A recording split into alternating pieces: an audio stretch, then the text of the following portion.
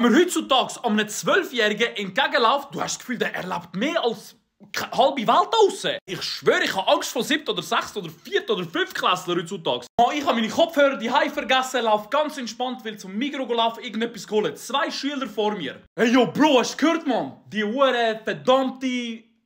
Ich schwöre, sie hat jemand anderes geküsst. Der Bro von ihm voll Hure erschrocken, er so... Oh mein Gott, meinst du ernst? Ich im Hintergrund, Alter, ich so voll im Film. Ich so, oh shit, was geht da vorne ab, Mann? Ich am denken, hey, ich hätte lieber Kopfhörer sollen mitnehmen, Mann. Ja, Bro, weißt du, die andere, die hat den anderen geküsst und jetzt muss ich sie küssen, weil er mich geküsst hat.